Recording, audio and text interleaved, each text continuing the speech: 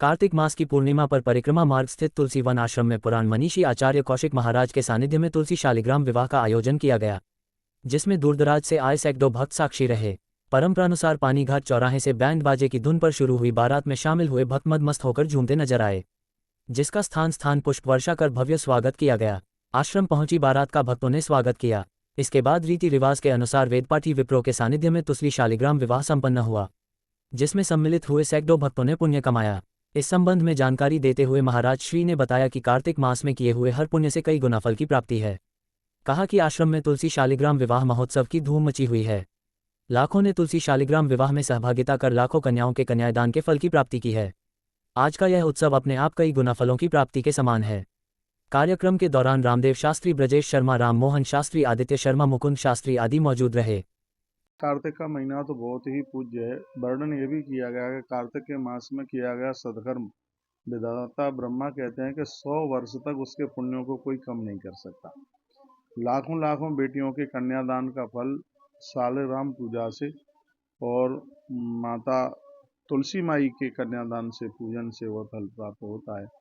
तो इसका मतलब यह है कि इस पूजा की सबसे बड़ी विशेषता है कि लोगों की नकारात्मक सोच खत्म होती है, नारी के प्रति उसके हृदय में बहुत आदर बढ़ता है।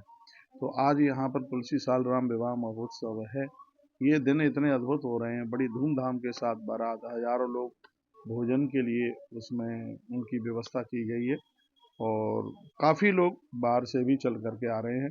देव दिवाली की बहुत बड़ी महिमा है। मैं आपको बोल दूं, देवउठनी एकादशी के दिन भगवान सुतल लोक में राजा बलि के यहाँ पर खड़े होते हैं और अगले दिन शंखासुर का उद्धार करके मेरे भगवान वेदों को प्रयाग में पहुंच करके ऋषियों को समर्पित करते हैं। उसके तत्पश्चात त्रयोदशी के दिन भगवान बद्रीनाथ क्षेत्र में पहुंचते हैं। चतुर्दशी के दिन भगवान बैकुंठ पहुंचते हैं, इसलिए उसका नाम बैकुंठ चतुर्दशी है। और इसी दिन भगवान महादेव ने उन्हें सुदर्शन चक्र दिया है, इसलिए इसको हरिहर चतुर्दशी के नाम से भी जाना जाता है। हरिहर दोनों का मिलन हुआ है। और देव दिवाली के दिन दिए जलाए जाते हैं। गंगा जल के द्वारा भगवान का अभिषेक किया जाता है, इसलिए इसको गंगा पूर्णिमा के नाम से भी जाना जाता है।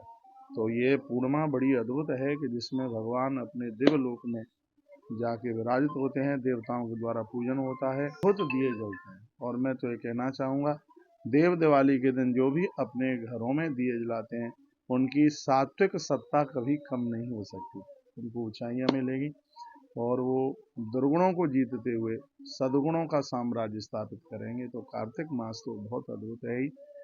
और नेटवर्क 10 के माध्यम से बात हमारी बहुत दूर दूर तक पहुंच रही है और इस पूरे कार्यक्रम में मैं यही निवेदन करना चाहूँगा, लोग एक दूसरे की भावनाओं को समझें, एक दूसरे का आदर करें। विवाह का मतलब जब तुलसी शालिग्राम भगवान का विवाह होता है, इसमें श्रद्धा और विश्वास दोनों एक जा करके मिलते हैं। तो संपूर्ण ये कथाएं हमारे लिए